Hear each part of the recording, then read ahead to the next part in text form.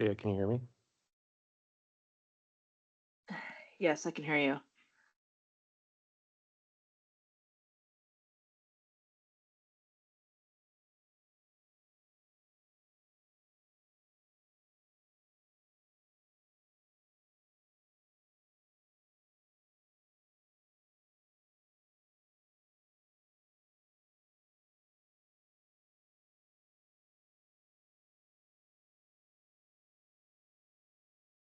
Oh, there we go.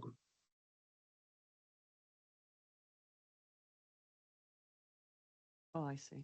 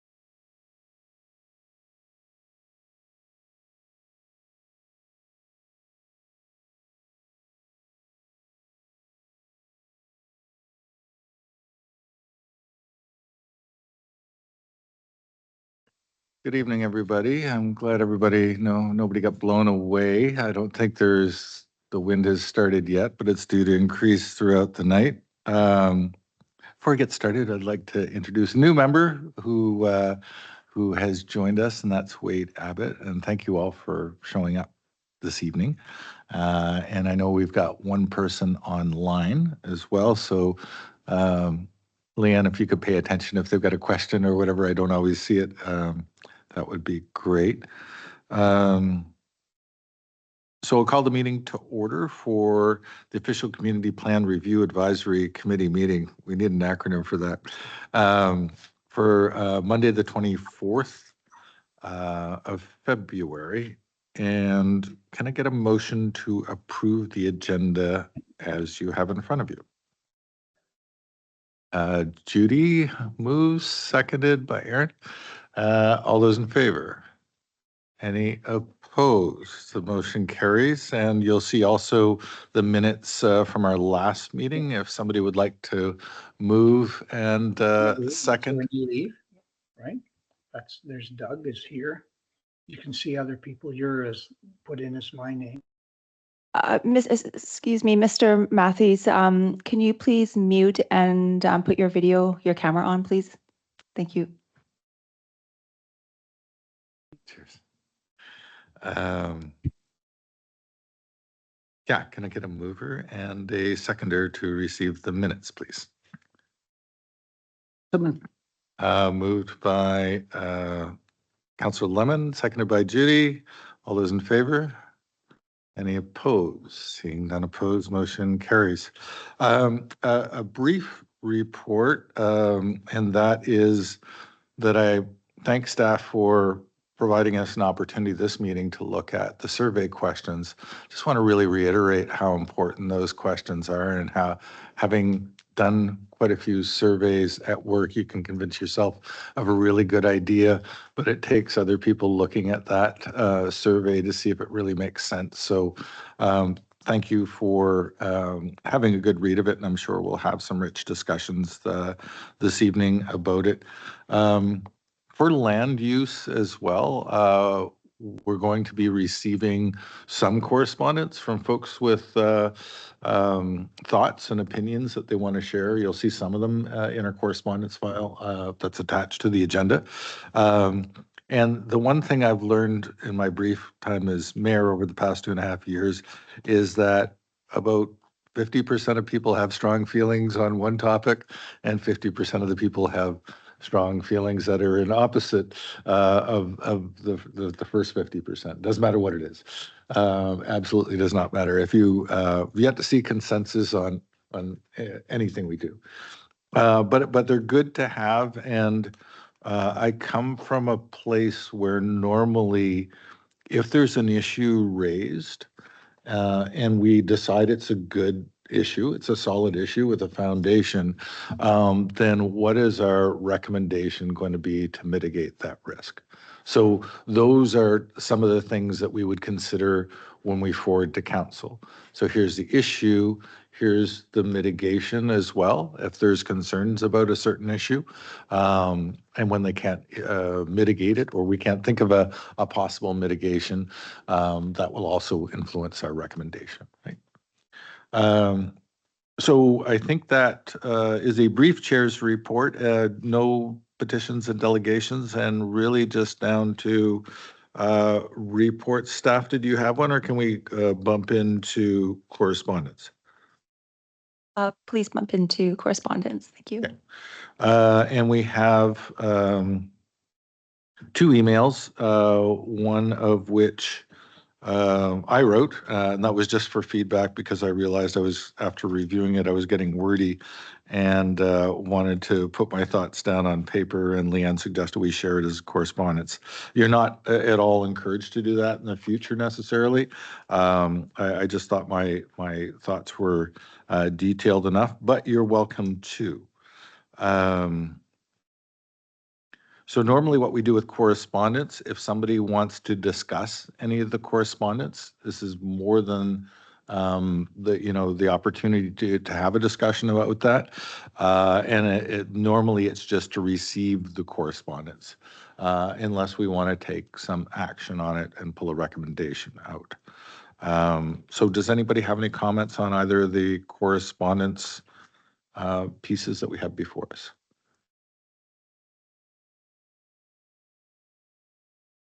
And if there are, Councillor Lemon. Yeah, thank you, Mayor.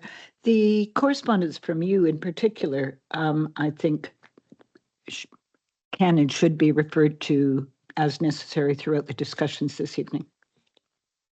And I guess, Leanne, over to you. How did you want to handle the feedback for it? Are you going to go through it, and we can also, as we go, we can include comments for the survey? Is that the intent?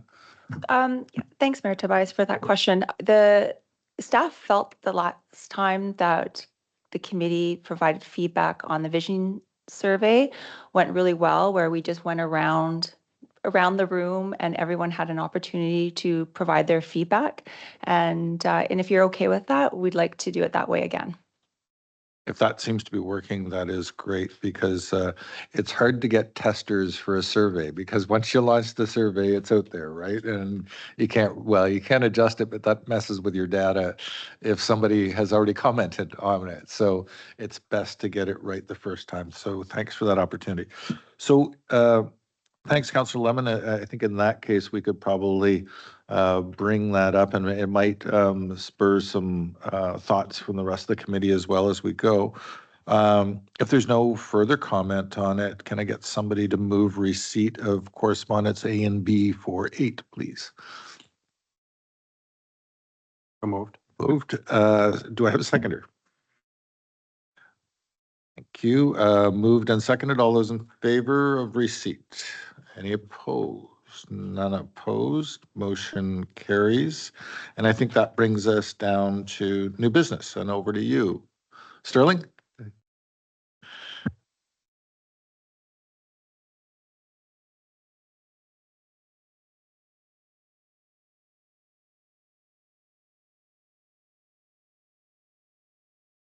Thanks, Mayor Tobias.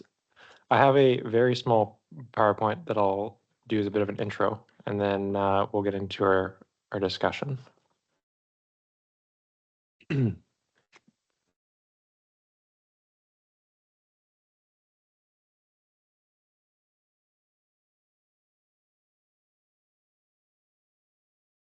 So, excuse me.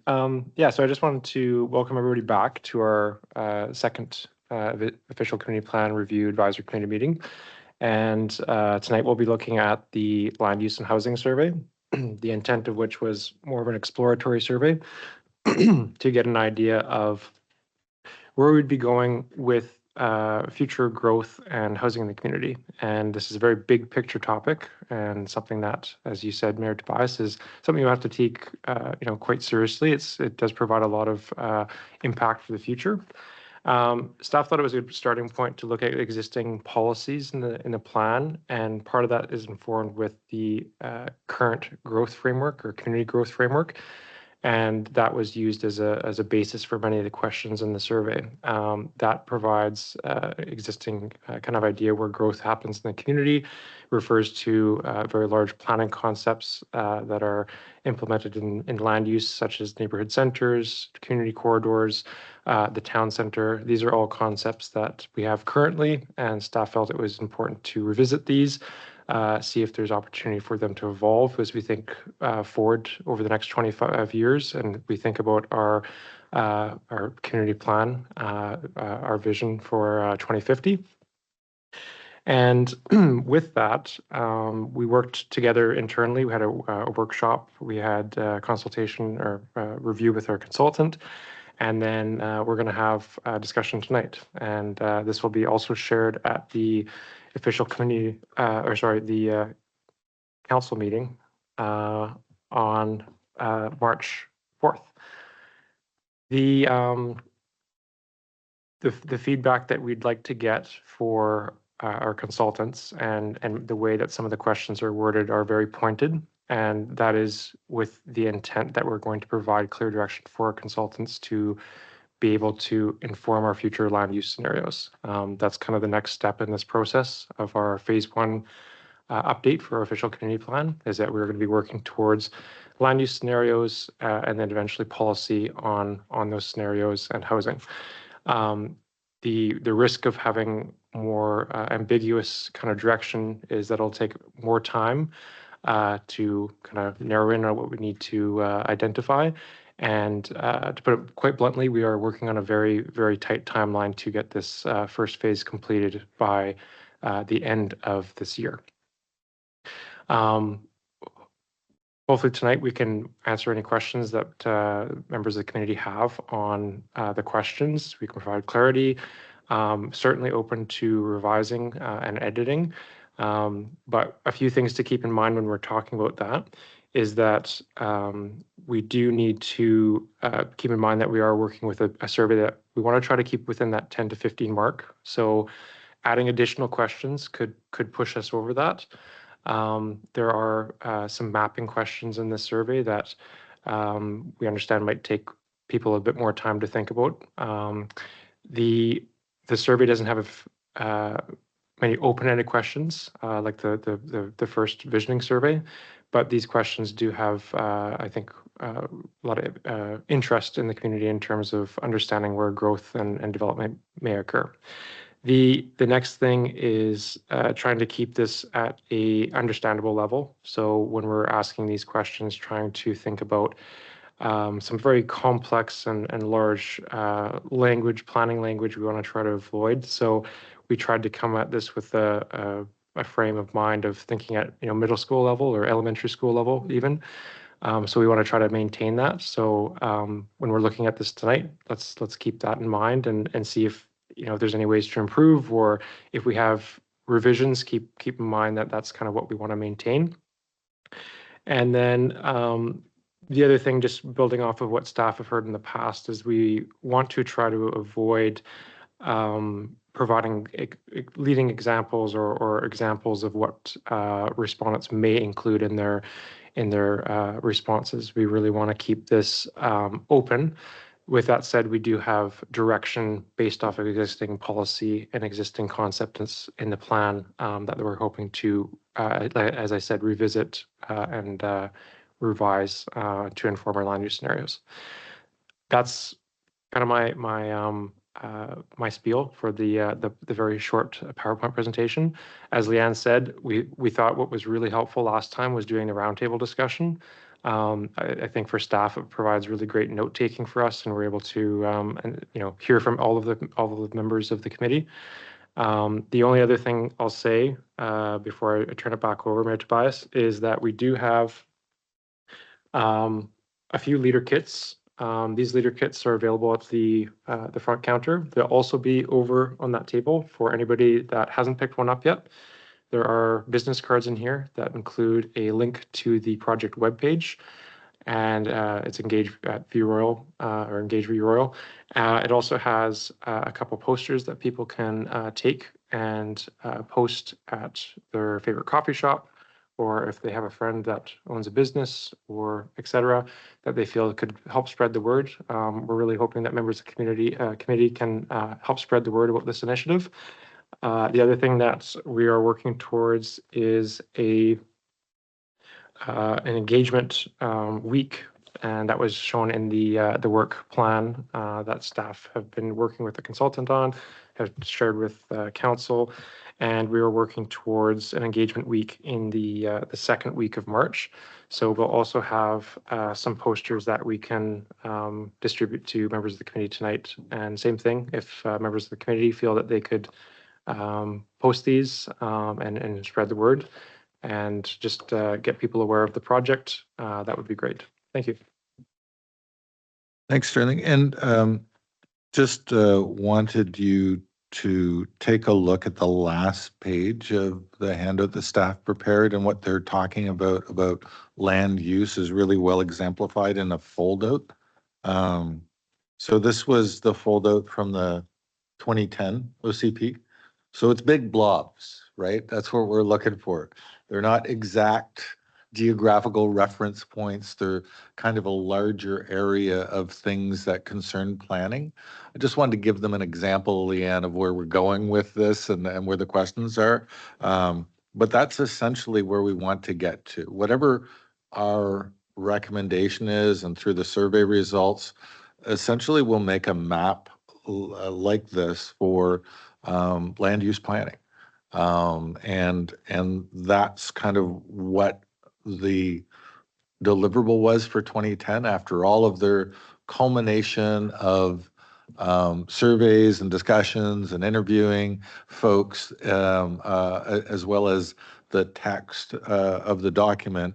Really came down to a big map with kind of almost a kindergarten. This is kind of the area where things should be. So that if you're wondering where is all this going, it's all going toward kind of what that map would look like in the end of what the future would be for the OCP. So if you're a very visual person, it comes in handy, but that's where kind of the survey is driving. Leanne? Thanks, Mayor Tobias, for that clarification. And I just wanted to add as well as, and thank you for pointing to this map in the agenda. That's very helpful. Is that in the 2011 OCP, these bubbles that you see on the map are identified as like growth and change areas. Yeah, and then we have another land use designation map, which is separate from this. But these are considered the change area, the growth and change areas of our community. Yeah. And did you want to start going through the survey at this point, Sterling or Leanne? Yeah.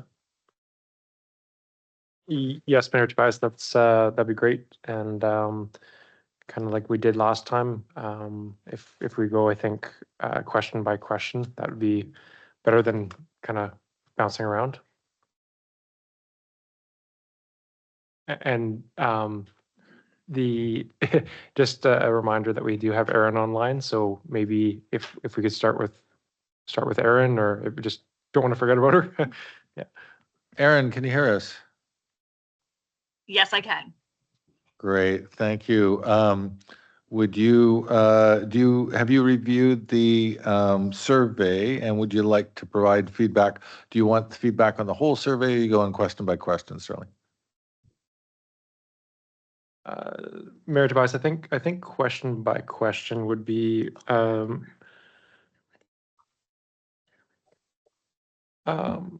well, yeah, sorry. I think we did general feedback last time, and then maybe if there are some questions that the committee feels that we need to focus in on, maybe that's where we can revisit those specific questions.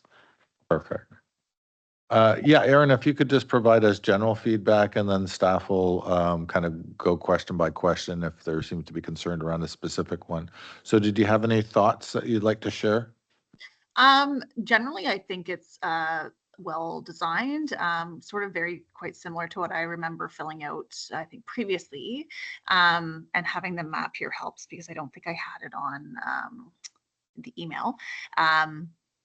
But I've been able to review it. So I think, you know, a lot of the points Mayor Tobias, I think, put through on his email correspondence on it were, I liked quite a few of those, how they dug down into a little bit more of the information. I don't know if that pushed over the 15-minute mark, but the one thing I noticed was I guess everything like about where the neighborhood centers are and where the corridors are pretty well defined. And I'm curious if there's any opportunity to give people an option to expand those blobs on the map. I guess that's a question. But other than that, the other question I had that was in, I can't remember which, sorry. So yeah, so those would be for the ones where you're talking about the corridors and gateways and stuff like that. But the other one was the type of housing. I believe that Mayor Tobias in his about which type of housing should we prioritize. And I was wondering if supportive housing could be added to that list. I can't remember if View Royal was given a target for supportive housing, but it seemed to me one that was maybe left off. Great points, Erin. Sterling. Mayor Tobias, so just answering Erin's question about the corridors and the neighborhood centers, whether those can be expanded. That's part of this exercise is understanding, you know, how these areas may transition in the future. The OCP speaks to these areas as growth areas. Keep in mind that OCP is from 2011. So what staff are trying to understand is that knowing that there's a housing requirement moving forward, the province is required, and understanding future community need or interest, would there be support to expand these areas to allow for future growth and development? The 4 areas for the corridors shown on this map, and then the existing neighborhood centers. Okay, it's confusing for me, just taking off my mayor's hat for a minute. And if you wanted me to comment on it, and you've got areas for growth that are already there, I don't see where my input, like it doesn't leave much to say maybe this area should grow. So I'm just wondering, Leanne, if you can speak to that. Yeah, thank you, Mayor Tobias. So question 3 in the survey does state to facilitate future growth over the next 20 years, would you support expansion of our existing neighborhood centers to provide higher density residential and mixed use development in these areas? So that's covered under question 3 in terms of expansion. Erin, did we address that in your comment in question 3, or do you feel we need to elaborate on that? I guess there's no area in the survey to add like entirely new areas. Okay, Yeah, we will look into that. Thank you for that comment. The other comment I just wanted to, the other thing that came up that I just wanted to quickly speak to is the question around housing type. And I just wanted to let the committee know is that that question is going to come in a later survey because right now we are just really at exploratory, more high level, and delving into housing type will come later when we discuss, when we have a survey on the land use scenarios, when we're getting feedback on that. So, I mean, we can include a question like that. However, there is a plan to include that specific question at a later date. But if No, that's great. That situates us a little bit better. Aaron, did that answer some of your questions? Yes, thank you, everyone. Perfect. Judy, over to you. We'll go around the room.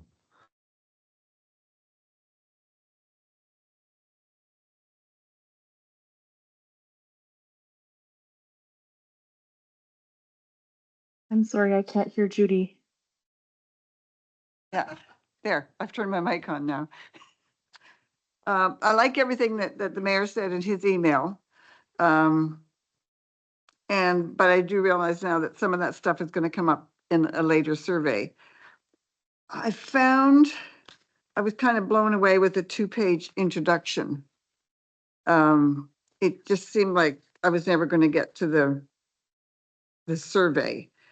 And yet it was all there and everything, but I found it a bit heavy going, but that's just me. In the first question, I have a question about that. And it says that in the 5 years, we have to do 842 new units. We've got a lot of units started now. We must have that many started. So we really don't need to panic over that. Yeah. And then, I mean, 20 years to 2000. I mean, yeah, but right now we're in a good spot. Am I right in that? Yeah. I think that with Leanne, some of the notional work we did and those housing targets are based on occupancy permits. So I think our guesstimation now is we'll be okay for the total number.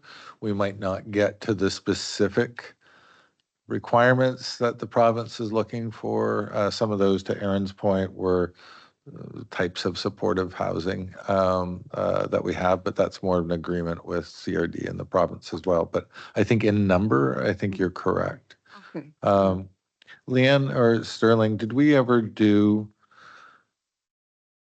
just a guesstimation on the new housing bill that was passed that we had to essentially rezone View Royal for?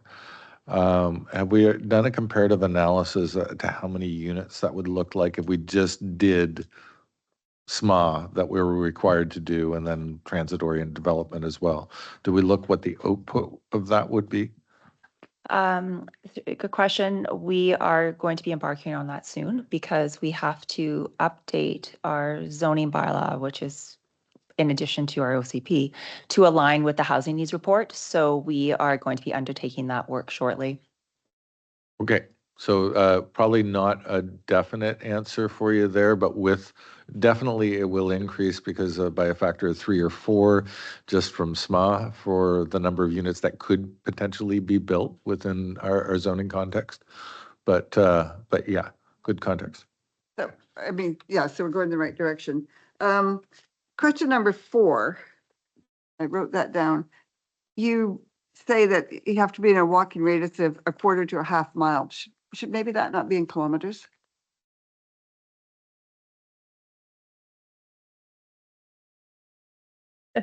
Yeah, we can absolutely do that. That actually definition comes from our current OCP. Oh, Yeah. I kind of want. Yeah, our 2011 yeah, OCP. Yeah, Mhm. Yeah. yeah, yeah. So that's just a picky thing, but yeah. And then I guess my other comment is about this town center at Fort Victoria. And it's kind of out there in Never Land, I think. I think we've got lots going on and I'm just not taken with that idea at all. I think we've got enough little centers. That's how View Royal is. It's a bunch of little centers. And my last point is, it's probably being one of the few people here that rides the bus, is that the buses aren't good in View Royal, and they're certainly not good around Fort Victoria. But that's something that the town's going to have to deal with BC Transit about. But we definitely need improvements, and so much that comes up here is like about transportation hubs and things like that. But I mean, a hub, when you've got 3 buses and one runs once an hour and not on weekends, and one runs every half hour, and then the other one does run every 14 minutes. But so it's not really a hub, because you're not going to get off one bus and get on another. So I think we need to really consider where those buses are. There's good buses up by the hospital. There's buses down by Admiral's Walk, there by Thrifties. And then, of course, there's the 95 come down the highway, but it's often full before it gets to View Royal. You can't get on, which if you have an appointment downtown is pretty unfortunate. Yeah. So we've got to work on that transportation hub if we want this kind of walkable community and getting away from cars. So there's all kinds of other stuff there, but that's the basis of what I wanted to add. Okay. Thanks, Judy. Yeah, go ahead. Sure. Hi there. Okay, so I just reviewed it, and I kind of found what Judy said. It's a lot of information, the first couple of pages. I actually think I wouldn't do the survey because it's too much information for a survey. It actually probably should be a focus group discussion. Also, I found that Mayor's questions he had created, I think, are much more simpler to answer. Also, I think I would put the part about please tell us about yourself first to get the people going on the survey, some simple questions. And otherwise, and maybe put, like Judy was saying, that how many houses that you've currently built, or what's you built on your current target, to add that part. Otherwise, I think that's about it. Okay, also the Fort Victoria, I actually read the housing needs report about that.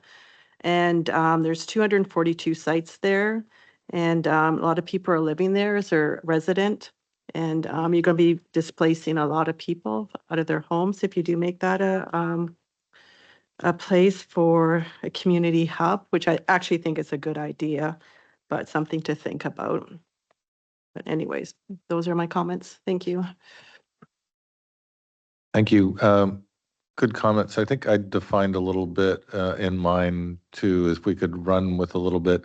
What is a town center? What is a neighborhood center? Like, what's the difference between the two? Because most folks don't know. If there is a difference, it's up to us to define. Sterling. Thanks, Mayor Tobias. One thing I'll clarify just about the 2-pager is that it's not actually going to be part of the survey. It'll be part of the survey in the sense that there's going to be a link at the beginning of the survey just saying if you'd like additional information prior to starting it, you can click here.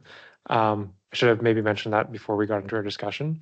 The questions do, in some of them, include a bit of language in terms of what the concept is, but maybe if we're hearing from all committee members that there needs to be kind of understanding, and maybe that 2-pager would be overwhelming, what we could maybe do is go back to the questions where we're introducing concepts like neighborhood center or town center, and put one or two lines in the question to provide information for respondents that they can better understand the concept. We do know that the 2 pages is maybe a lot of information, but like we said at kind of the beginning of this discussion tonight, it is a fairly large topic to cover in a survey. So we'd also welcome feedback from the committee if they have ideas to shorten the definitions, keeping in mind that staff are using existing definitions from the OCP, and we've already shrunk down quite a bit of the content from the OCP into a couple lines. For instance, the town center is about a 2-page overall discussion in the OCP. So We tried our best, but we could maybe shrink that down even more if possible. Yeah, I think there are going to be those people that will read everything that you put there, right? Including like if there was a PDF attachment or another link to another file, you're going to get other people that are short on time, and that's me, that will just dig right into the survey and hope it makes sense for them.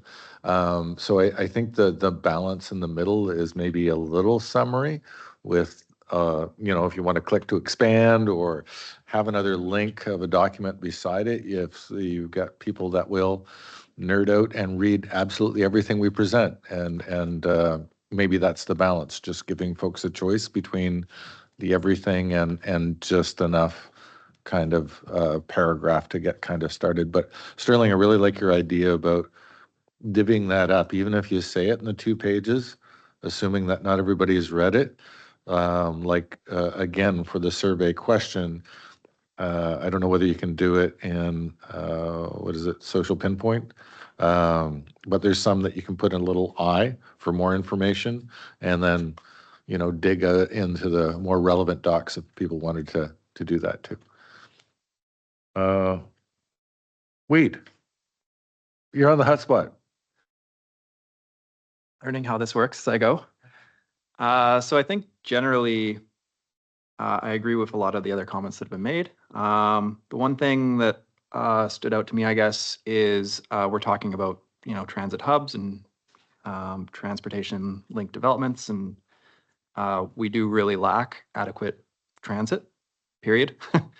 It's, if we get, say, some sort of rapid bus or LRT linking us to downtown Victoria through the highway corridor or the ENN or whatever, I think it becomes a lot more feasible. But if anyone drove today, it took me an hour to get home on my 10-minute drive. So that's challenging. So it's not just us though. So I think, we're closer to downtown, so it's more feasible to put more housing here, but Colwood and Langford are growing exponentially to the west of us, and all of that traffic goes through our neighborhood.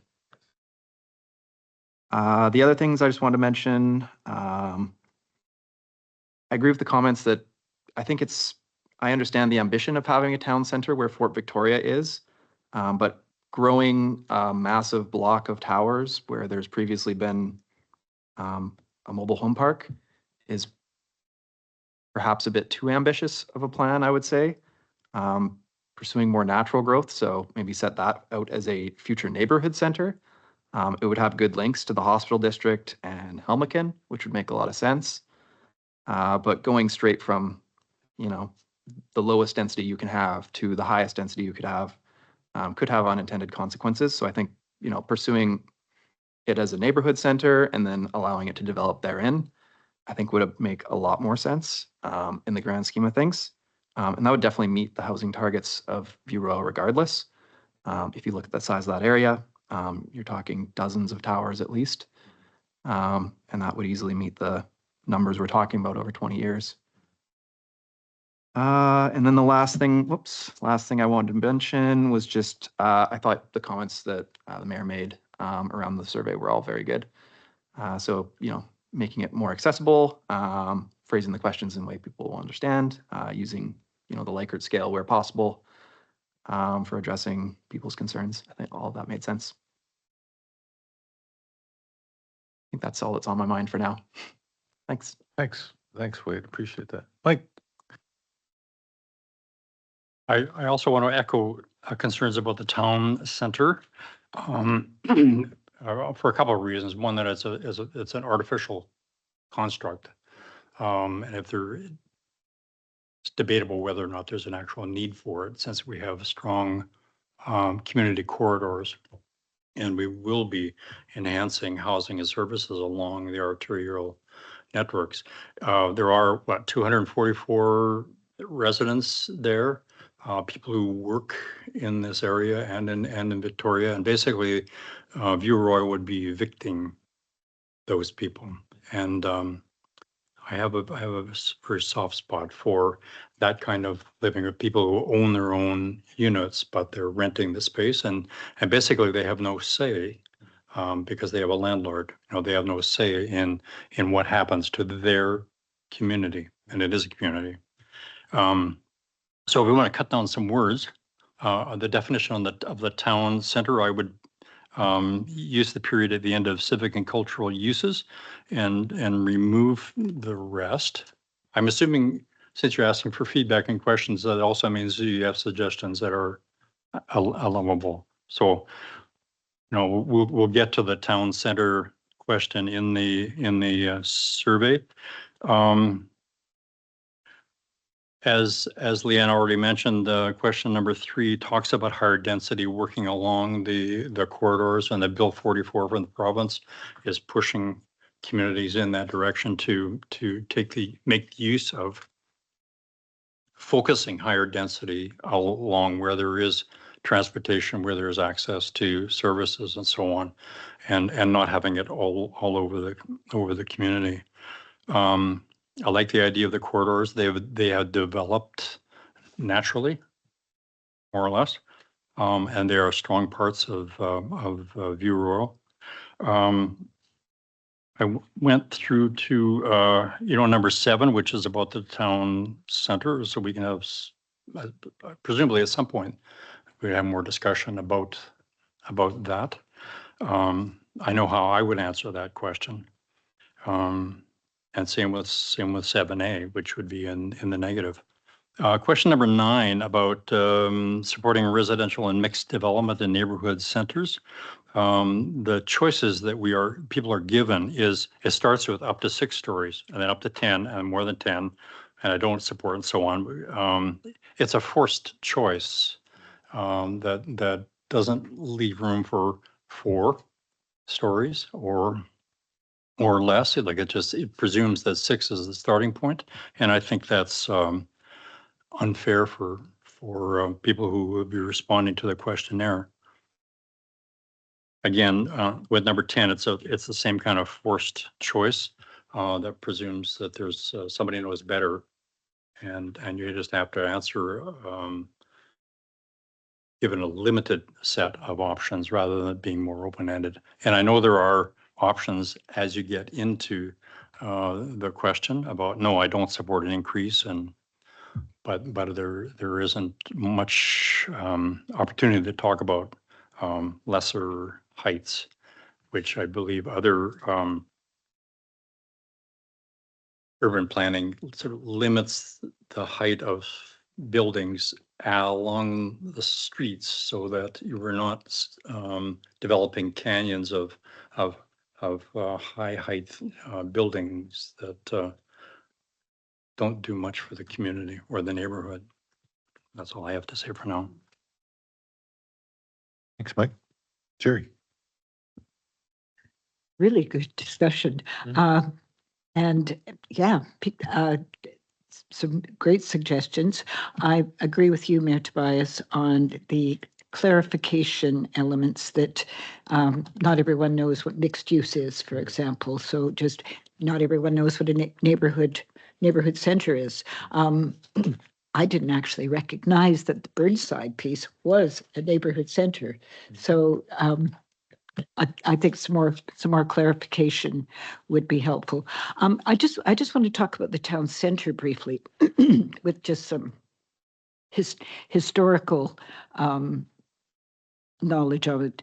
The idea was originally, when it first went into the OCP, to be kind of like what Eagle Creek is now, to be stores, services, and apartments or condos. And the location was because it was anticipated that the E&M would be running very soon. So it was just a natural, there's already a station there. So it was a natural to walk out your door, stand at the station, get picked up by whatever was running.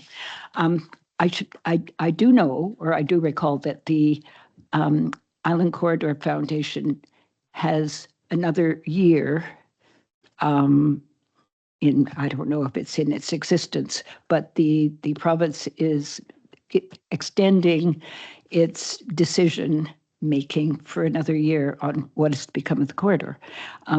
So, I don't know how that can fit into consideration. Is the town, is Fort Victoria still a valid consideration a year from now? I don't know, you know, those are questions that are up in the air, but certainly it hasn't happened, and the owners of the property are not so far prepared to sell. Thanks, Jerry. Is there anything else? No, I just am interested in what everyone else has to say, and keen to hear. If I can just clarify a couple of things too. So the big blob on the map for the OCP does generate into zoning eventually, because the OCP, all of our bylaws have to align to the OCP, whether it's written text and what we want, or kind of the land use planning piece. It all becomes a little bit more defined for us. I want to talk just a second about exceptions. For instance, like at any time, a person with an idea that owns some land and wants to develop it can come before council and work with their staff normally before that with an idea on what they want to build. By law, we are obligated to hear them, right? And they can come up with basically the same plan, hopefully with some modifications that staff provides if council wasn't supportive. They can do that every 6 months. Right, and until such time as they get tired of it, council gets tired of it, or they develop it, or council approves it. So when we look at the map, there are some things that have been built out to a significant degree that weren't in a growth area. And Erskine Lane is one of those by the hospital, where we've got several 5- and 6-story apartment buildings going in there. So I just want to make it clear to everybody, this is our plan, right? But it's not, you know, history will be the judge of how good our plan is or how marketable. Normally the folks are doing that because that place on Erskine Lane was once a farm. Right, so it was a big piece of land to be able to buy and then justify building it. Land is not cheap, so people want to make money off it. That's all well and good. The other point I wanted to make is that even though the province has come in with this housing legislation and targets, if somebody wanted to come in to a single residential lot in View Royal and build a single residential home, like tear that one down and build a single residential home, they're more than permitted to do that, right? The difference with this law, as I understand it, and I know that Sterling and Leanne will correct me if I'm wrong, is that if somebody did come in with a proposal to 3 to 4 units and it conformed with the SMA or small scale multi-unit housing, then they could build that and we could not reject it based on the fact that it's 4 units or 3 units, right? So I just want to make that clear that this is our best guess, but anybody can come in at any time and put in an OCP amendment. That's what it would be required to do to our OCP to build something new. It could be a IMAX theater or whatever. Somebody could come in and put in that request to do it. And that's kind of how it's done. It actually amends the document that we're going to be looking at. So I just want to make that clear. Did I say anything wrong, Leanne or Sterling, or is that right? Just for context about the OCP and kind of the planning about where things. Yeah, absolutely, for sure. I just also wanted to note that the Erskine Lane, those properties are within a growth area. They're in the hospital center. Yeah, I think your computer switched on too, or no? It didn't. Okay, we've got gremlins. So yeah, it depends on. Yeah, we've got. That was me, sorry. Yeah. I'll just try mine and see if that works. Okay, so it works a good one at a time.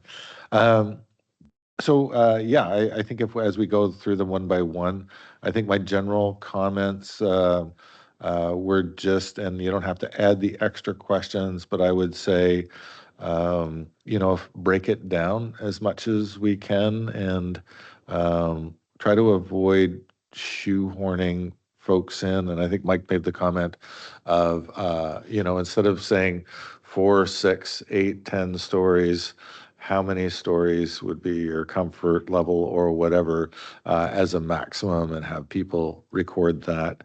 And it might be no stories, might be 1 story, but something that gives folks an opportunity to actually say it. And where possible, put the other in there.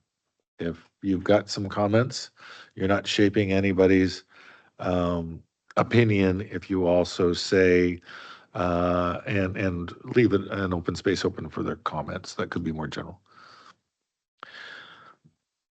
Pass the baton. Thanks.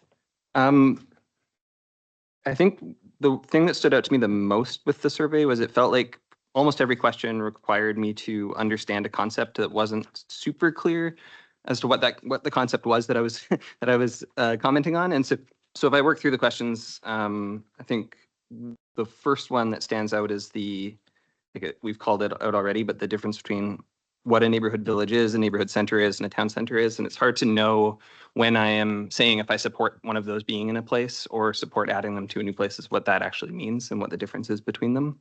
And I think that extends to things like question 7 and 7A that asks if I support the concept of the town center, which is, I think, inadequately defined as to what the town center is. I think if we look at what Mayor Tobias wrote in his updated question about what a town center is, I probably wouldn't support that version of it versus what I had assumed it was based on kind of the context of the question. I think Mayor Tobias wrote like big box stores and entertainment centers and things like that. Not so interesting for me for a town center. So if I knew that definition, wouldn't give support for it. But in my head was picturing something more like Eagle Creek, which maybe has more small businesses, support for local businesses, things like that I would provide support to. So I think it's challenging in these questions to know exactly what the thing that you're asking me to conceive of and then respond to actually is. And 7A is just an extension of that because it specifically says, is it a desirable location? And I think the question there is what makes it desirable or not? Like, why was Fort Victoria desirable in the first place? And that's great context that it was because of the ENN rail corridor. So knowing that sounds less desirable to me now, but I don't have any of that context. And so it's hard for me to answer these questions accurately. The other thing that stood out to me was that it seems like we're working off of a lot of information from 2011 without any updates as to what has happened since 2011. So looking at this map, we talk about 4 neighborhood centers, but actually see 5 on the map, I think. There's also Thetis Cove. Is Thetis Cove still a neighborhood center? I think that was an area that was proposed development. It didn't go through.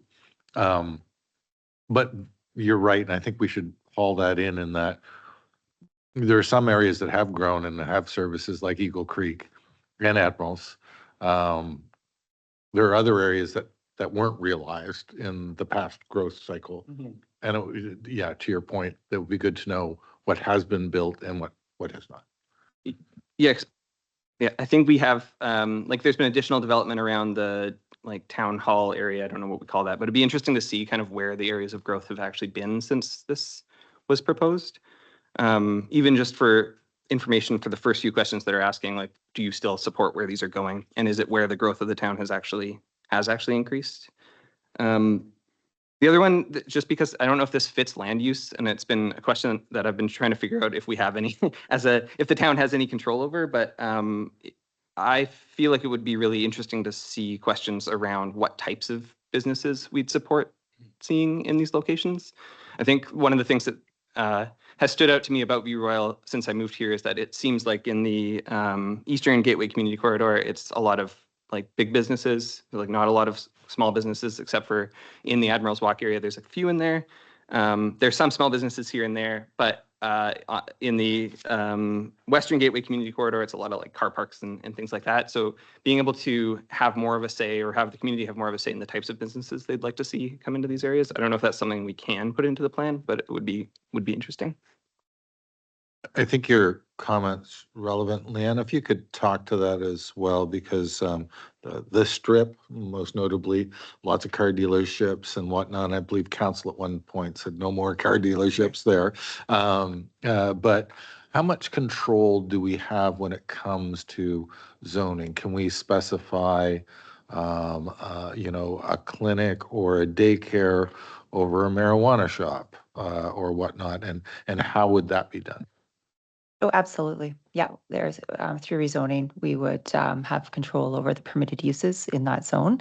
And, but that would also be informed through the OCP, so the land use policies for that specific area. And so the type of, you want to see more like neighborhood retail, small businesses, instead of, let's say, big box stores, things like that. So we can establish policies that provide a little bit of more guidance on that. Absolutely. And also just to give an update. So staff also went through Mayor Tobias's comments this morning as well. And one of the questions around what type of businesses you'd like to see. We had a similar question in the visioning survey. So we're going to take that question and embedded it in this survey as well, but also taking some of the feedback that we received from the group today and Mayor Tobias's suggestion. Yeah, that's great. I think if I'm commenting on what I'd like to see, I think that's the job of the survey. But if it could fit into the survey, I think it would be great to ask if people wanted to see more like small business spaces, especially. I think it's something just anecdotally, like looking for a small retail space to rent in View Royal is basically impossible right now. It's like where would you go if you were a small business looking for a retail space to go? I think the last one that opened up was the View Royal Library, and is now a couch sales place, I think. Yeah.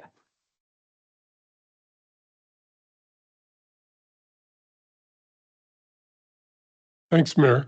Toby's, I have to admit that I haven't done my homework. I've been gone, and unfortunately, internet connection is not worldwide. I was in a small place north of Puerto Vallarta, and I could occasionally get internet. We could steal signal off the next building sometimes, but downloads were next to impossible. I had gone back and looked at the 2011 plan, trying to get some feel for what it was. And I was confused a little bit by neighborhood centers, community centers, especially because I live in on Highland Road, ways up. And I was trying to figure where is this neighborhood center that was supposed to be for us in Burnside, and I couldn't identify it. I knew that Eagle Creek has become our de facto neighborhood center, and that's where my wife goes for book club and those things that you would normally do. But I also realized that there's a need for a town center, either real or virtual, because we're isolated up there, and a lot of my neighbors, and myself maybe included, don't really feel a strong sense of community. We can't easily get across the highways and trails. You can't go on the Old Island Highway and turn left. So you have to go up to Eagle Creek and come back around at it. But it's so important to have the sense of community, and town centers do that. So I don't know how we explore different ways to create a sense of belonging without having a physical space. I know it's done elsewhere. You can do it by anything from a building, a history, a sports team, whatever. So, but that doesn't really come out. We don't need to explore that in the survey, but it does express the need for having some form of virtual or not community center. And I'm in agreement with other speakers that I don't think it's realistic. After 14 years, it didn't happen. Why would it happen now that somebody would suddenly open up their property when it looks like a gold mine to me? Not only from the fact it's making very good money for the owner right now, but probably his capitalization potential on that place is unbelievable.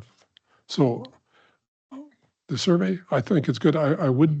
My experience as an academic, the Likert scales can be pretty dangerous in that you get some don't like it a little bit, some like it a lot. You all end up with a 3 on a 5 scale.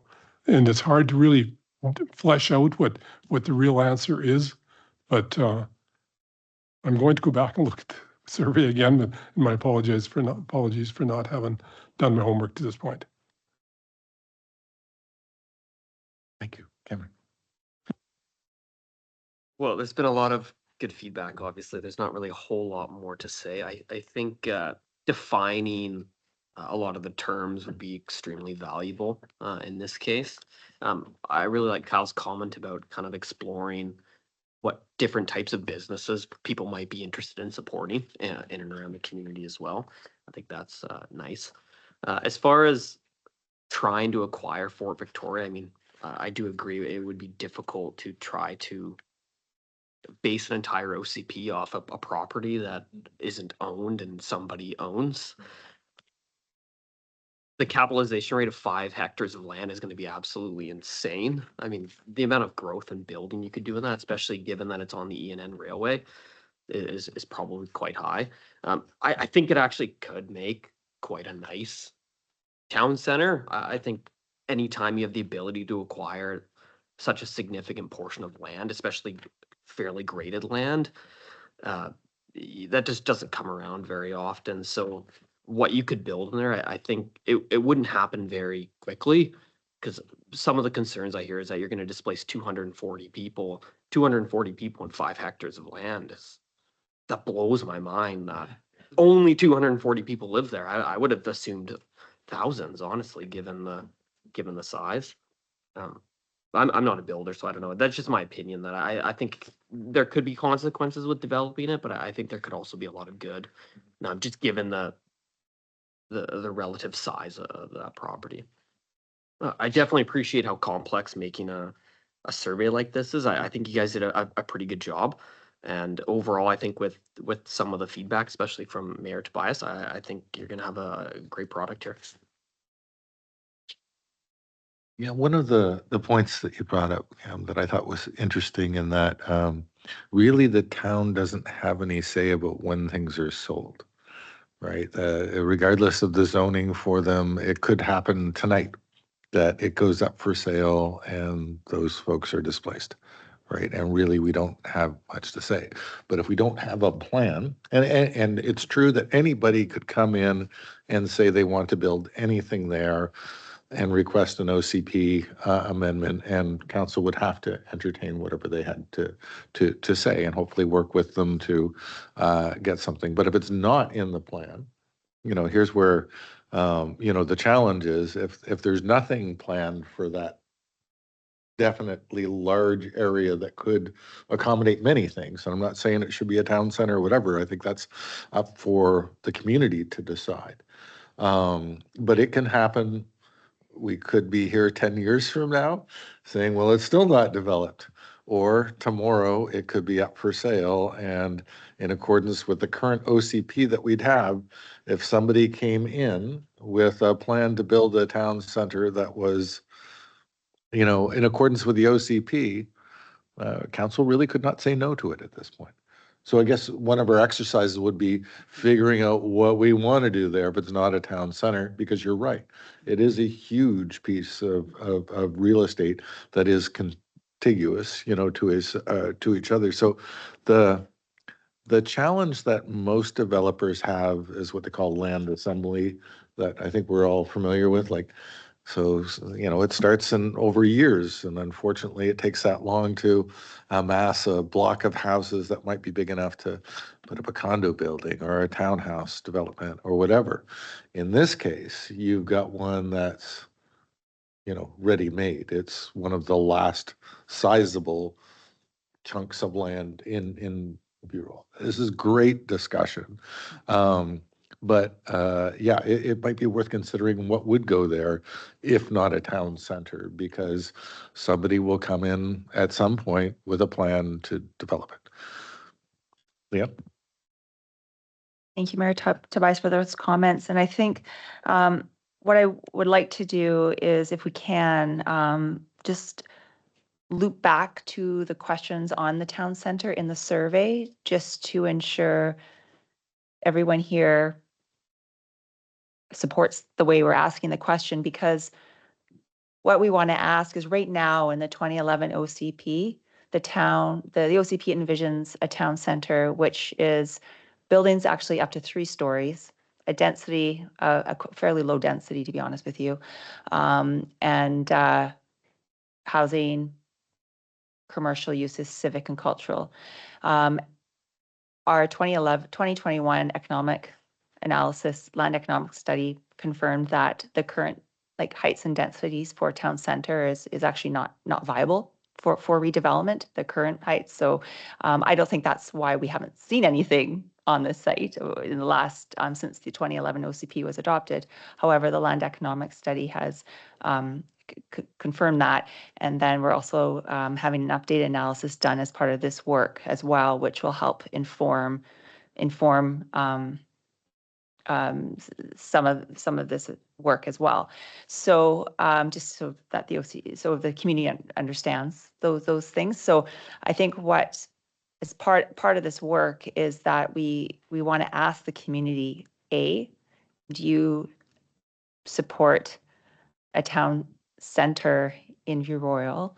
Do you B, do you support it at this location? And if you support it, but you don't support this location, then where? So that's what we're trying to kind of get an idea if this concept is even a concept. So anyways, I'd love to hear your feedback on that. I've seen a lot of people with their hands up, so maybe we'll go there first. So let's, we'll go around the room. So Judy, you had a comment or question?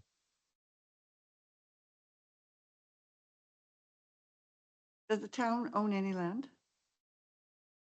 We do own some land. It's mainly invested in parks right now. Yes. But yeah, there's no big hunks of land. There was a time that council thought that land wasn't a good investment, and what land they did have, they sold off, including the lot next door to us here. So that's just hindsight being 2020. They would have perhaps not done that, but there are many communities that get into land banking. Unfortunately, our bank is not that rich when it comes to land.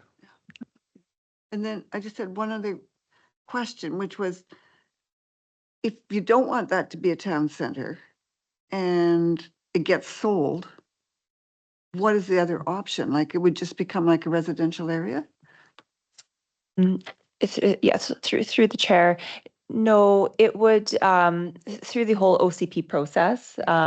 It would receive a land use designation. So perhaps it's not going to be in this growth framework. It might not be identified as a town center, but it could be an area with higher density residential and some mixed use development and green space, things like that. So it perhaps wouldn't have the label as town center, but it could be like a special planning area where it's more of a village. And one thing that I wanted to mention as well is that, and something that sort of Tom Allen twigged for me too, is that the survey is also introducing a concept that's not in this one, in our current OCP, but is that neighborhood village, which is a smaller scale village. Like for example, like down at Helmkin and Island Highway, where it's just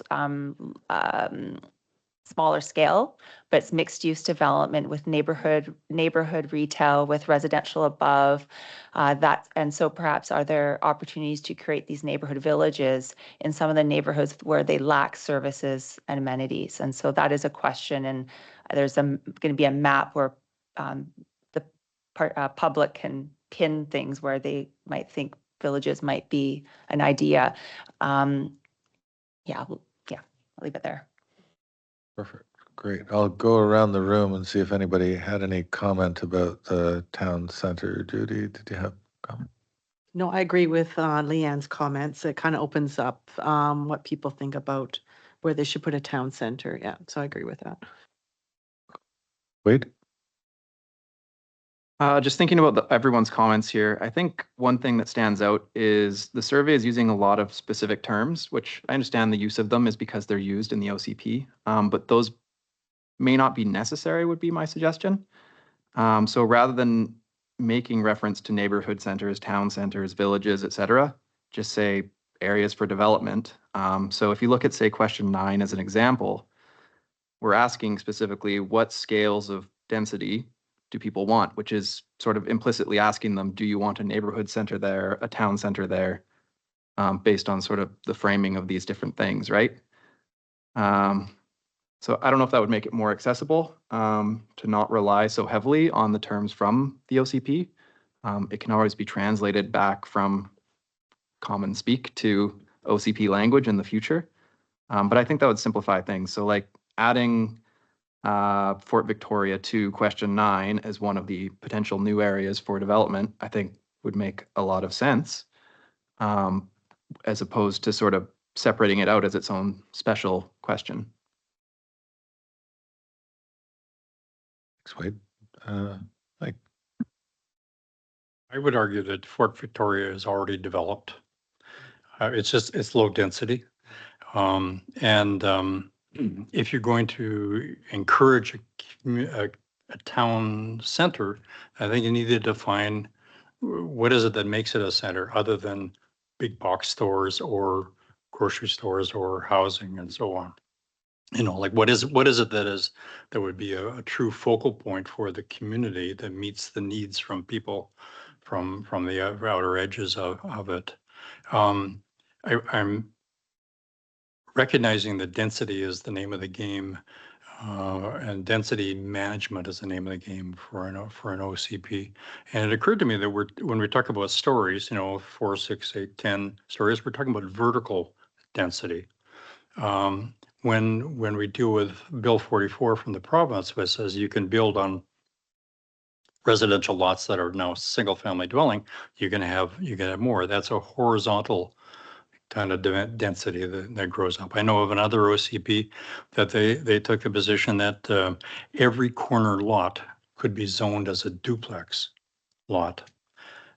So that bit by bit through communities, you have at the end of the block, there is some increasing density.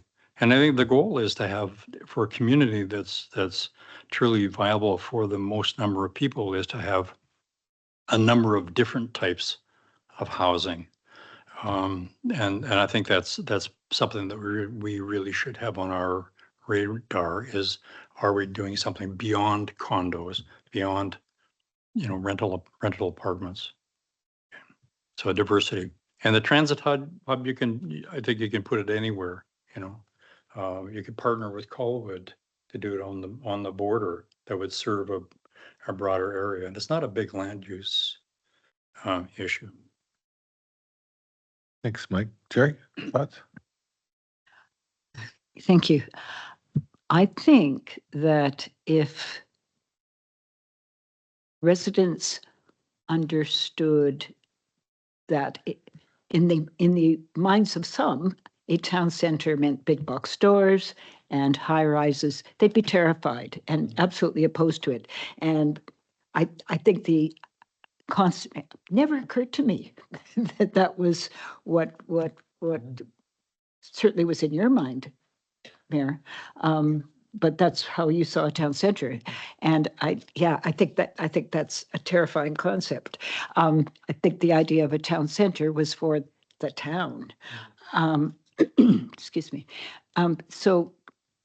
Staff, when in defining a town center, what would you propose putting into the survey that gave a definition of a town center? Thank you, Councillor Lemon, for that question. So the current definition, so the definition that's in the land use and house, sorry, I need my glasses. Housing survey backgrounder is as follows. And again, this is taken from the 2011 OCP. So town center is a compact, high-density, transit-oriented development with a diverse mix of residential, commercial, and civic and cultural uses. The site, right, okay. And then as it says, the town's existing 2011 OCP identifies Fort Victoria as potential site for the town center. This site was selected by the community for its large land area, central location, and proximity to transportation infrastructure. Example, the ENN rail, as you noted earlier. So, and as Sterling mentioned, there's basically a 2-page policy direction on the town center and then as well as some visuals in terms of what, it could look like. It's interesting though that it says high density because the max, max number of stories is 3. In that for that location in the current OCP. But that's what it says right now. Okay, good, thank you. As it is zoned right now, I believe it's tourist recreation I believe it's a campground. campground. Okay, so if the owners were to sell, very good chance it wouldn't be a campground after that. So we do need some kind of consideration of what that vast stretch of property could look like in the future. And Councillor Lemon, when I Googled town centers in Victoria and asked for examples, the first one it came up with was Uptown with pictures. So that when you say town center, I guess from a planning or from a normal speak, that's kind of what is reflected. But I think the piece in talking to a previous mayor about what was really envisioned with that town center was really a European town center, kind of with a square, with a variety of housing types, some mixed supportive condos, co-ops, around a commercial, base on the bottom floor that would have enough green area to support the population, be close to transit. So when from the original vision, I think in behind that was more of a European old school vision of a town center vice a modern planning town center uptown kind of thing. And I think that would probably take more than 2 pages, Sterling. So I'm not encouraging you to go there. But I think the vision for that was an equally balanced center that would be the heart of the community. If that makes any sense. Judy, go ahead. Is there any, maybe I've forgotten, but is there any residence at Uptown? It's all stores, isn't it? I don't believe there's, I think it was proposed or a phase of it, Leanne, maybe you might have some more information, but the actual residential part is going across the highway now on the bus one, and that's going to be kind of a mixed-ish available for some various types of housing, some market, some non-market.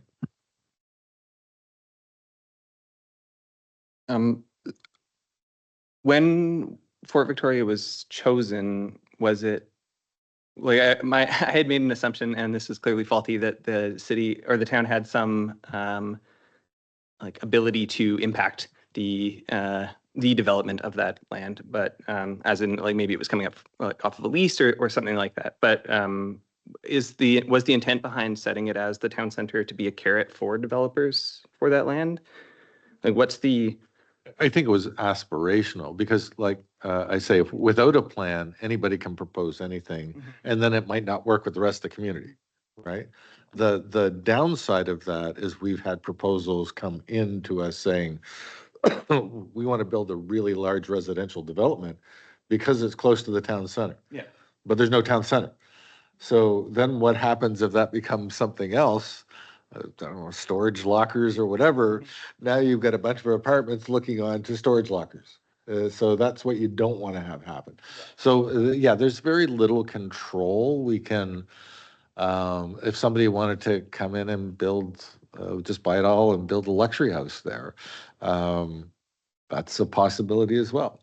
But I think, yeah, having, I think once as a mayor, I've been reluctant to be a used car salesman for some of the, development, because I don't feel like I've got a mandate from the public that's, of this time. So I think with, a mandate from the OCP saying whatever that should be, that would, I could sell that to prospective developers on whatever that is. If that wanted to be a hockey rink, if that's what is decided out there, I could try my best to sell it as a hockey rink. But yeah, so without a plan, Essentially, anything could happen there, but it doesn't, what I'm learning is it doesn't only affect that thing, it also affects the things that might be considered around it as complementary services or residential or what have you. Like, it feels like we're stacking a lot of ifs on that being successful. Like, if the Fort Victoria owner wants to sell it, and if a developer decides to do the things that we would like to see them do with it, it seems like I mean, this is again a question for the survey, so I know how I'm going to answer it, I suppose now. But I don't think that was very clear to me as a resident of View Royal before asking these questions. And it does seem like, based on all of this context now, that we might be hamstringing our ability to do anything in terms of community development if we focus on a single town center, given that knowledge. Like, I think the idea of establishing many neighborhood villages, or looking at ways that we could maybe find another place that might be a better town center. I don't know. It's hard to, with looking at this map, to see where that would be. But View Royal is also very, like, it's a difficult walking town. It's not like it's flat. It's not like a big like square. It's not easy to walk around. And so I was thinking at the beginning of the survey, there's a comment on the quarter mile or half mile. It'd be really interesting to see this in terms of walking time and what the difference is between walking time and the major residential hubs when making that decision. Because I know I live at the bottom of, like, right by Shoreline Middle School. Like, walking time up to where that town center is would be a long time. It's uphill the entire way. It's fine. I also don't walk to Thrifty's because it's like a bad walking area to go down the road there. So it's like seeing the actual walking, seeing the actual walking times between these proposals may help people decide where the appropriate places would be. Great, Leah. Through the chair, thank you for your comments, Kyle. I mean, and the other thing too is perhaps, like, it'll be interesting to hear the results and the feedback we get from the survey from the public as well. And perhaps, you know, there's at the end of the day, and I have no idea where any of this is going to land, obviously, but perhaps I think perhaps Mike brought it up. Maybe it's not called a town center. Maybe it's a neighborhood center, or it's just given another name, which might help the community in terms of envisioning what this area could be. I don't know. I'm just throwing that out here, but yeah. That makes sense. I only have one more comment on the survey itself, which I think is what you actually asked. It might be helpful for those cases to actually, like, give imagined uses for them. So instead of saying like a neighborhood village, like being able to say, like, picture this type of development going in, because I think that helped this conversation, right? It's like when we started talking about like what we were imagining, the picture changed. I don't know if we can do that instead of saying neighborhood village, like small retail versus like large retail or restaurants or those types of things. That is a great question, and from it's a tough one because staff are sort of toying with that idea about including some images or something. But again, we do not want to introduce any bias in this survey, and we want to be very careful about that. And we don't want to start showing pictures or being careful even with descriptions. I think we just want to be careful because we don't want to be criticized like we're introducing bias into this, which staff is not. So so it'd be great to get the committee's sort of feedback on that, because that did come up last time where we took out examples just because we didn't want to point people into a certain direction with their responses. So anyways, it'd be great to hear a bit more from you on that. Yeah. You know, it's interesting to listen to the discussion. The concept of neighborhood center and town center, in my mind, one small local and there's one big town center. Are those were those concepts developed in 2010, or are they out of literature someplace? Because when I look at the map of View Royal, there's three quite unique geographic portions to the town, separated by highways, water, one north of the highway, one south of the highway. Do you have to have one town center? could you have 3 mini town centers?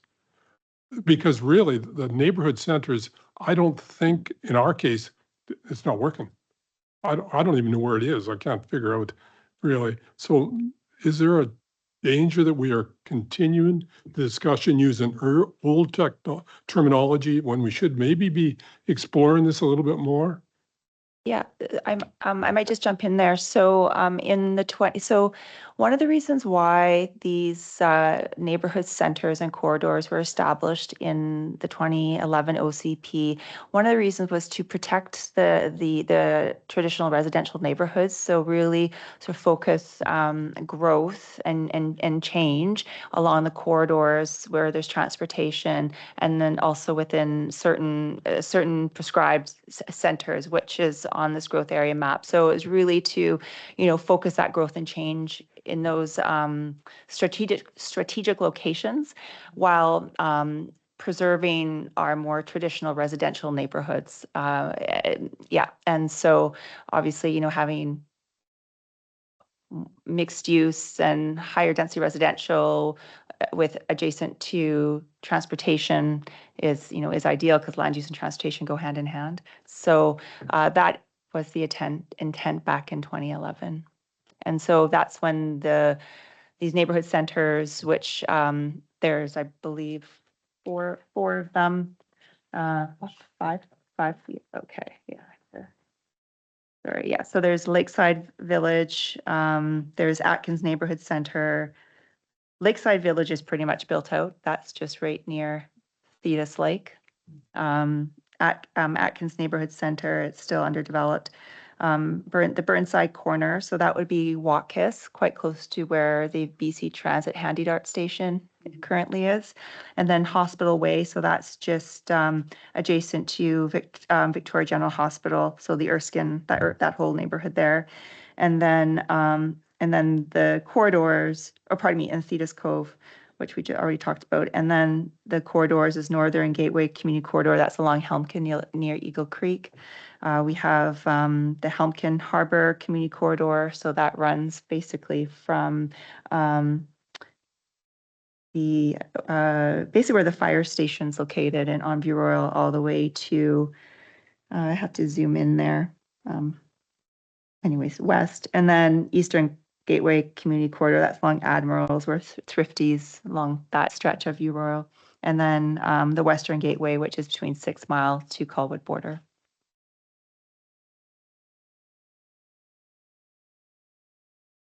Anything else? Cameron? Super interesting discussion to listen to. I suppose, I don't know if anyone else feels this way, but when we talk about town center, it almost feels like we're just abandoning everything else and saying, hey, let's just put all our marbles into Fort Victoria, and where it's everyone's gonna just go to Fort Victoria and forget about the rest of the town. And I don't think that's not how I've interpreted this. I think it's just a very large area of land that can be developed with, an intelligent thought and a nice process, and it can complement the other areas, which will also develop significantly as the population grows. It's interesting. When I lived in Vancouver for school and I came back here, it very much feels like Victoria and the island in general is like 20 years behind Vancouver as far as like development goes.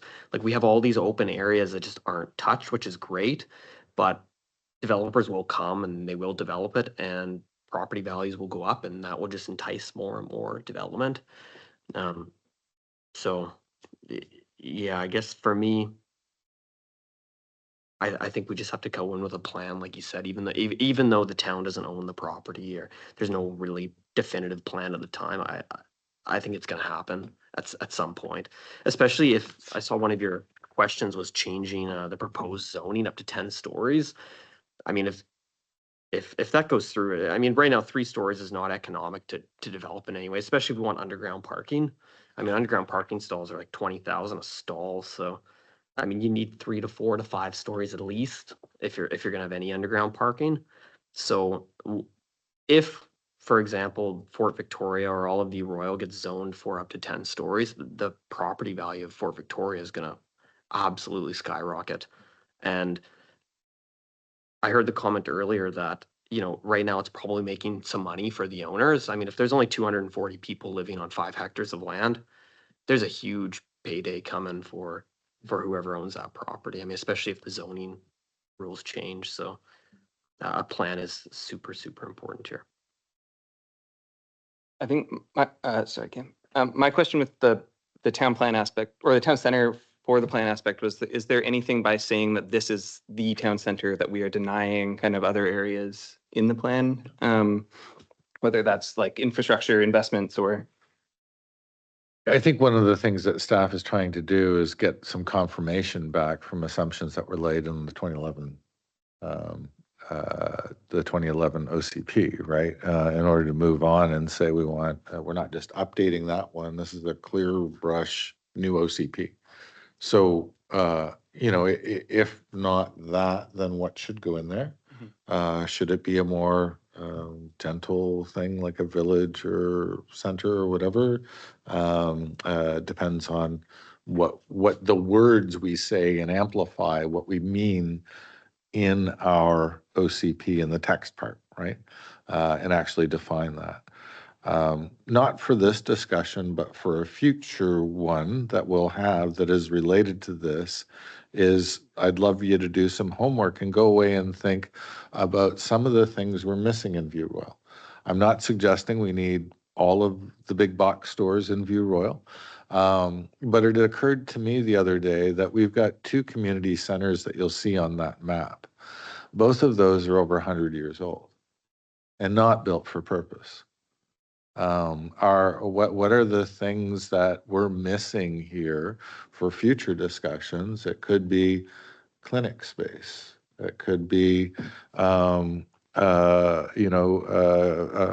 don't know, a mixed community space. So it could be a community center. It could be yoga one night, something else going on the next night. I mean, we do have other services that the town pays for, and that's Juan de Fuca Rec Center, right? That's just up the road. But that doesn't build your sense of community, you know, that you're looking for locally that you don't have to get in your car to go to. As we expand, like, good planners, what are we missing here that we can help staff out with that will lead to different questions as we mature the OCP process? So if you could think about those things that would, you know, help us really make the View Royal that we'll not only want to live in now, but, you know, if you come in here 20 years down the road, this is still a cool place to live, regardless of what goes on. Those things that you care about are kind of close by and in your community. The things that you don't want are outside of your community that somebody else can host. We're close to what, 12,000 people now, Leanne, or somewhere around there, maybe, depending on stats, ish. We've got 1 gas station, right, in all of View Royal. I'm not advocating for more gas stations here. That's not my point. But my point is, like, picking those things that we need, but we've got gas stations like right on our borders everywhere else, right? That serve the community. So what are those other things that we could? We're thinking big here for a town center, but to help staff out. So what goes into that town center as a priority? Also helps council out when somebody comes up with a development, and then we can say, we'll give you an extra story, but a community center's got to go in here. That's an amenity that the town needs. That's something the town can bargain and negotiate for, but without your input, it makes it more difficult for council to do that. If it's in the OCP and you say we are prioritizing clinics and daycares and community spaces, it makes it so much easier, because the developers then, even before they decide to build something, know that and are more or less prepared for it when they come in. Right? Makes sense? Mm-hmm. Yeah, I think that was kind of what I meant by infrastructure that we might be delaying due to there being a town center that hasn't actually been developed yet. So like if we were choosing to put a new community center in right now, would we not do it because we don't have a town center to do it with? No, I would argue that we've already got 2 neighborhood or centers already built out without really planning for it. And that's Admiral's Walk and Eagle Creek. Yeah. And we, even though it might be aspirational, because that's all this is, to have one out, there's kind of that western gateway that in car dealership land that we don't have one, that probably one would fit very well and nicely out there. But it just because we don't have a town center, there is a point where I'm drawing from your question, are some of those services that may be locked in there not being considered because that's where they should go? And if we're not building that, then those services don't come. So I think there is a bit of that going on, and we can even be a little bit more crunchier. Like I think it was always the vision up around the hospital district to not only have that kind of neighborhood center, but kind of focus on what would complement the hospital, like lab space, more clinics, doctors' offices, that type of thing. So each one of these areas could, as we progress things, have a little bit more of a specialized nature to them in more ways than one. Judy.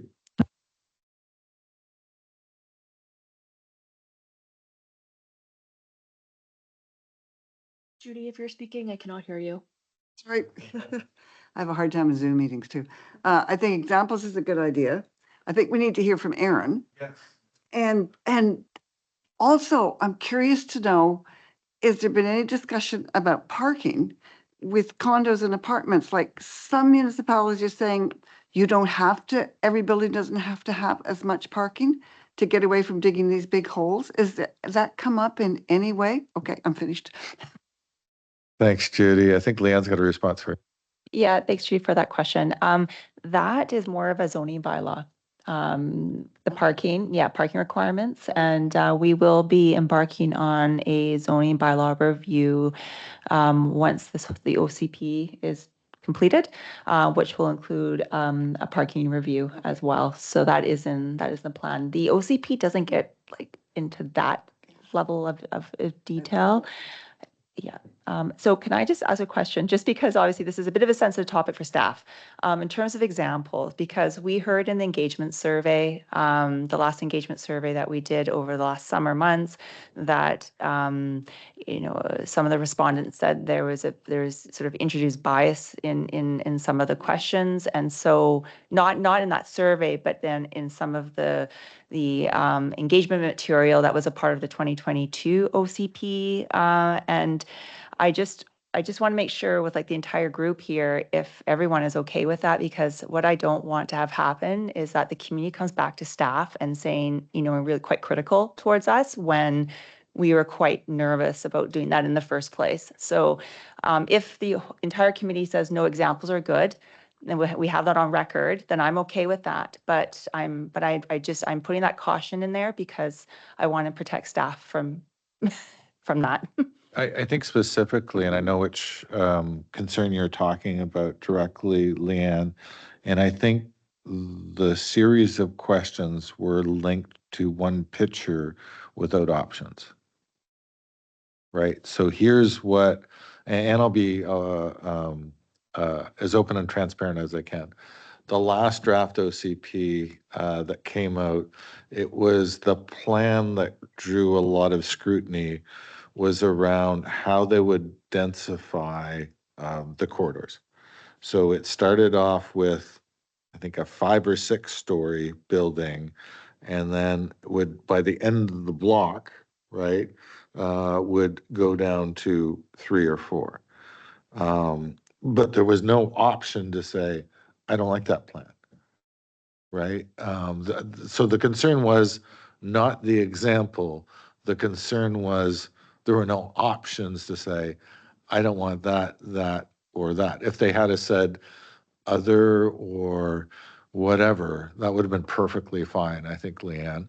But what it was drawing from is I think there was 2 or 3 questions linked to the plan of 6 to 3. And then the people on this side of the block were concerned, like, I can't see the sunset anymore, or whatever. So there was concern that there was no way to say, I don't want any of that, or I want to stick it to 3-story or whatever. So I don't think it was about the example. I think it was about the lack of choice. That helps. Aaron. I'll go to you online, Aaron. Sorry for missing you the last round. Oh, that's fine.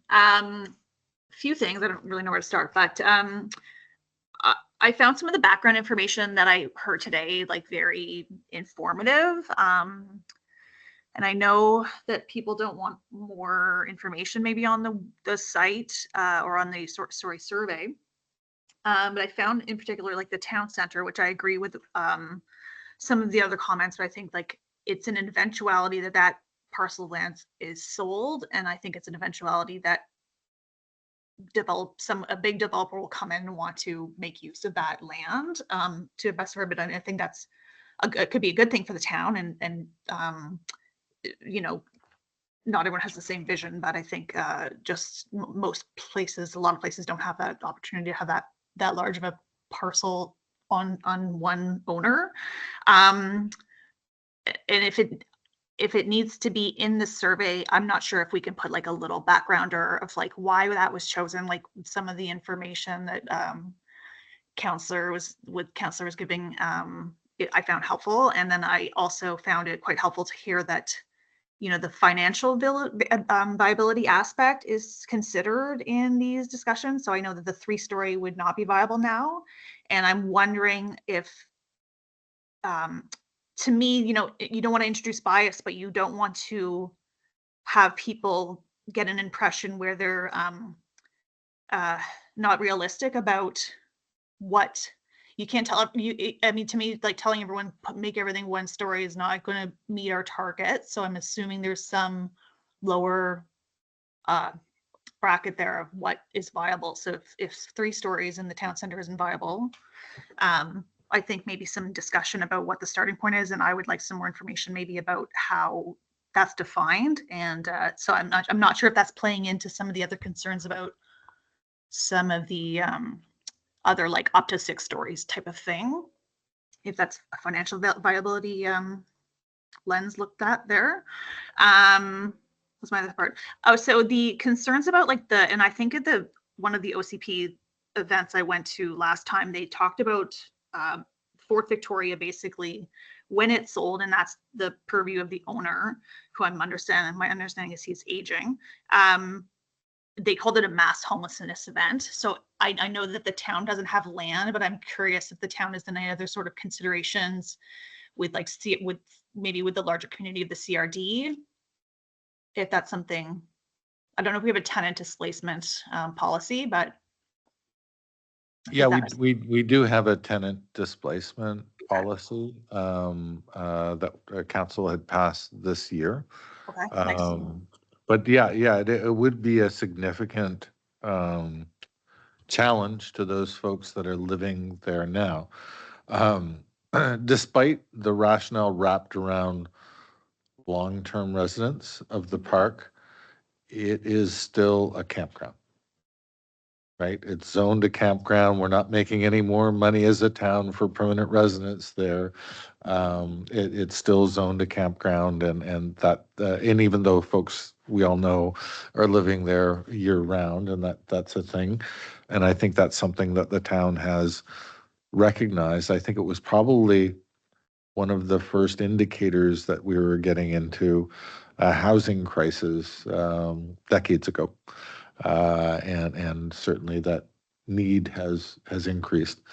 So that's a bigger thing about what to do with the folks that are there for sure, and it's something that council carefully considers for all of the developments that going in, because the reality is when you rip something down, generally that's affordable. When you build something new, it's not so much, right? That's the reality. If we're taking down a low rise that's 30 years old or whatever, probably pretty affordable apartments there.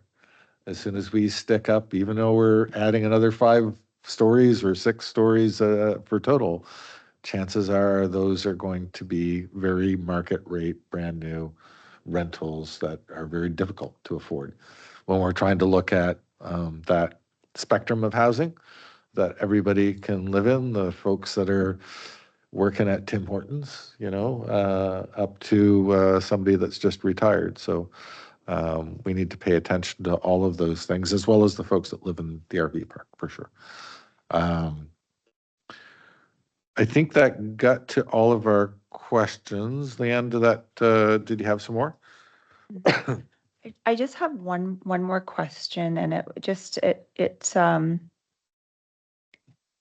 it started to dive in a little bit in terms of one of the comments that I think someone made, just in terms of questions 9 and 10 and the different choices, the height choices. And I just thought it'd be helpful to provide a bit of insight as to why it starts at up to 6 stories and it goes up to 10 stories or more than 10 stories. And the reason for that is what we're hearing right now is that anything less than 6 stories wood frame construction is not financially viable right now. So and anything more than 6 stories, you get into concrete, and that's just not financially viable either unless you go 10 plus stories. So the reason why it's up to 10 stories up to 6 stories, that is the sweet spot right now for apartment, condo, mixed use development, and even having the ground floor like retail, that the residential subsidizes the ground floor retail. But anyways, that's why it started at like up to 6 stories is for that reason. And then obviously we added the other please specifies. So if a person doesn't agree with any of these, they could have the opportunity to add something else like 4 stories or 3 stories or 2 stories. So that's the reason as up to 6 stories. If you feel that we need to explain that in the question, we can, or we could also change it too. I mean, there was a suggestion as we have up to 4 stories and up to 6 stories and then up to 10 stories, and we can add to that too. Well, there is one there that says, no, I do not support increase in height. There is too. So we have that there as well. So that is in there. And so do we say what the current height is anywhere? Yeah, we do not. However, having this conversation, I feel that maybe we need to do that. The current is 4 stories? Well, I'll let Sterling speak to that. Yeah, good question, Mayor Tobias. This is where things start to kind of overlap in terms of the land use designation map and this growth framework map. For the committee's reference, there's a land use designation map on the corner there. It's available on the website too. We can send that link out so everybody can review that. That map describes what uses are specifically designated to properties. Within each of those land use designations, there's a height limit that's prescribed. The overlap here where we're seeing community corridors and land use designation is that the land use designations do provide a height, the community corridors don't, but there's a land use designation associated with these community corridors. In general, the community corridors would have a height of up to 4 stories based on the land use designations. And in some rare circumstances where a property is rezoned through a rezoning process, an amendment to the zoning bylaw, they could permit up to 6 stories.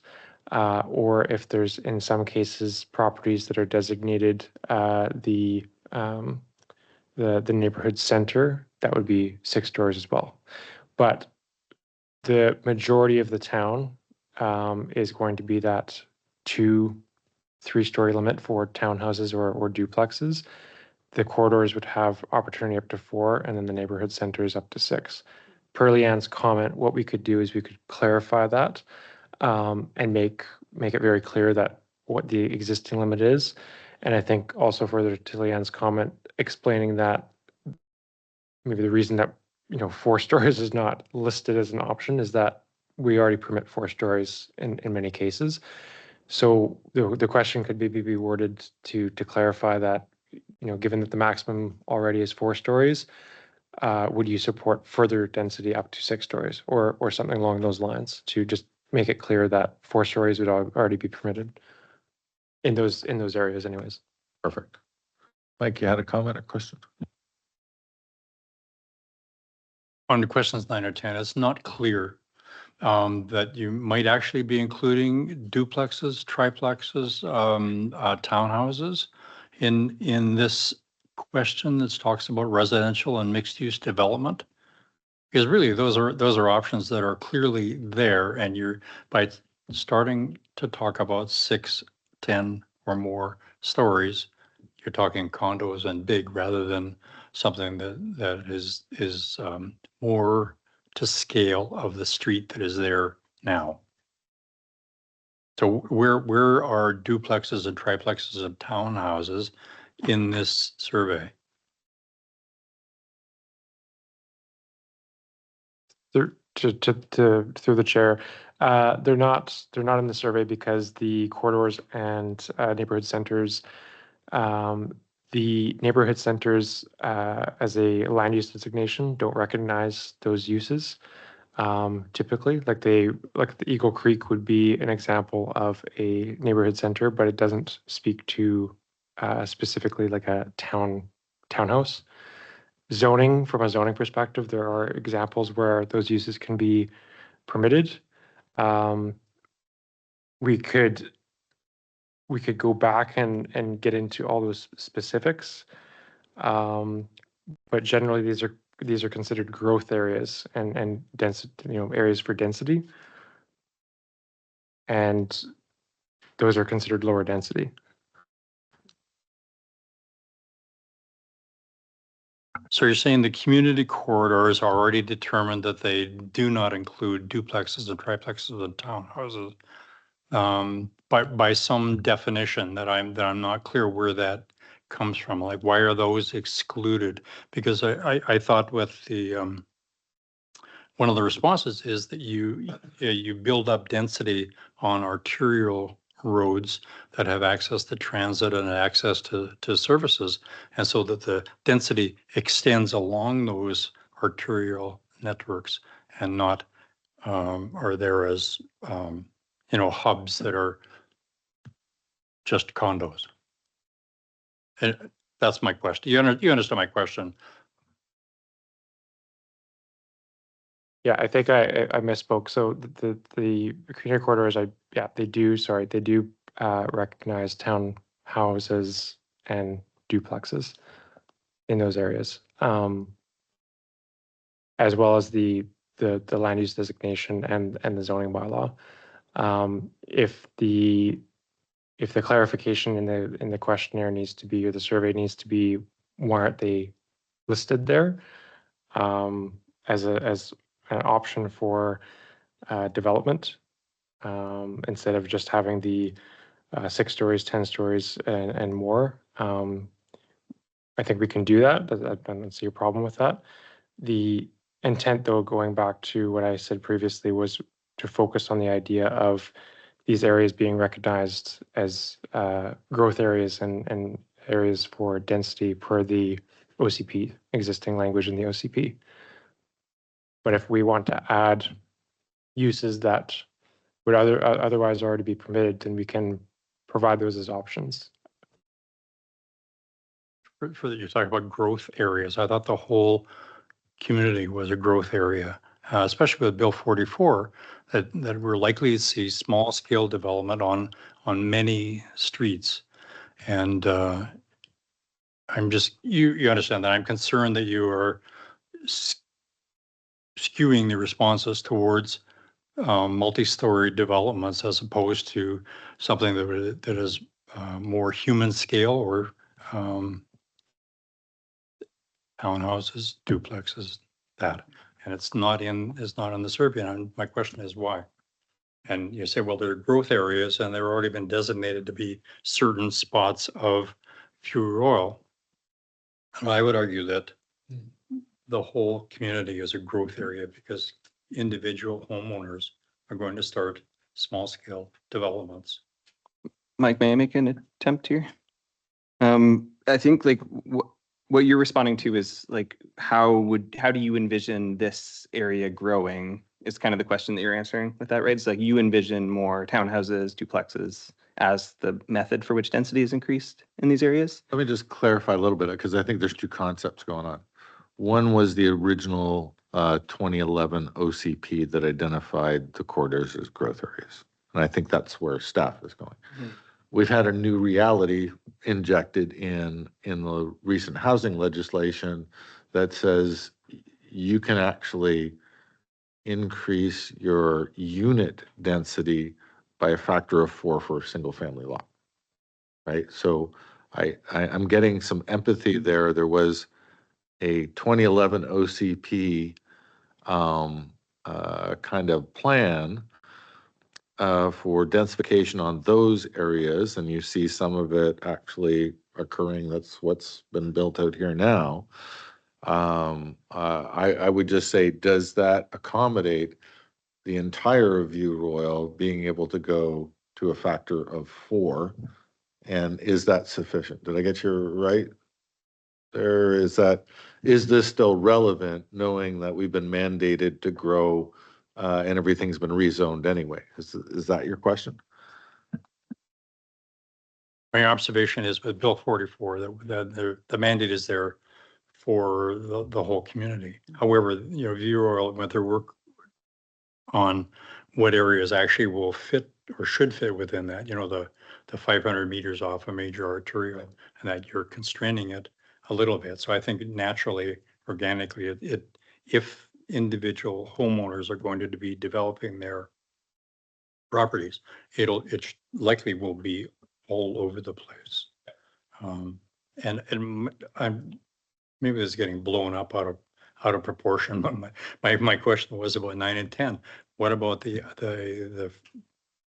identifying the diversity of housing that might be available rather than constraining it to 6, 8, 10 stories? But it's a question of diversity of housing and making sure that that's clearly identified in the survey so people can choose this over that. Yeah, I wouldn't mind jumping in. So very good points. And we originally thought that we were going to get into housing typology as part of this particular survey. However, hearing sort of the comments around the table, I mean, what we can do is we can also add a column that, housing typologies, up to 3-story can include like townhouses, for example, or up to 4 to 6 stories. That's more of apartments, because you don't see a 6-story townhouse, right? So I think what we can do is we can just, if this group is okay with examples, we can just say an example of 3 stories is townhouse, and do you support that height and density along, let's just say, the Northern Gateway Community Corridor, which is Helmkin Road. Is that what you're getting to, Mike? Okay, great. So we can look at that for sure. And then also just a point of clarification, all the properties that were currently zoned for single family dwelling and duplex had small scale multi-unit housing regulations introduced into those zones. So it's not like across the entire town, it's just existing properties that are currently zoned for single family or duplex. And so, and there are I would say most land that's not developed yet is already zoned single family dwelling or duplex in the town. But that said, we can introduce some housing typology as part of this survey that might help. And there are some areas, one area as well, actually 2 areas for transit-oriented development, or the TOA, and that's by the hospital, and that allows for up to 10 stories, I believe, with no parking in those areas, and that was mandated. There are other areas, Leanne, that could be up to 6 units, I think, per lot. Am I saying that right? And that is a little bit less than the transit hubs. And we've got some of those, don't we? We do. We have a few. We have a couple of frequent transit stops in View Royal along Island Highway and Helmkin. Is I want to, yeah, on Helpkin, where properties within 400 meters of those transit stops can have up to 6 units. Right, so it's just single family lot can have up to 6 units up by the hospital, 10 stories, no parking. And then the rest of the town that are single residential lots can have up to 4 on it now. That's the new reality that wasn't addressed in the 2011 OCP. That's just become legislation. Any other thoughts, questions, comments? Go ahead, Wade. Just on that thought that we were just talking about, actually, comparing the map to sort of what's happening right now, I'd note that the 6 Mile area currently has a project to specifically, according to the news releases, bring rapid transit bus to the area. And it's not included in any of the corridors currently. So I'd highlight that as maybe an area to include in the Western Gateway, along those lines. And then probably not super helpful, but going back to the early comment around walkability in View Royal, looking at the map, we actually have a very different area that's walkable compared to what we have as our density corridors, right? Like our walkable areas are along the ENN and along the Galloping Goose. So like if I'm going to View Royal Park from my house by the town hall here, I take the ENN trail the entire way there. I'm not going to walk up the hill and down the hill. So if we're talking about walkable neighborhoods in View Royal, it's actually quite different from where the corridor density is. Yeah, like vehicle traffic and human foot traffic is moving along different corridors generally. I don't know. It's probably not possible to reflect that outside of maybe like the Fort Victoria area, but I just thought that'd be an interesting thing to note. Yeah, that's a good point you raised.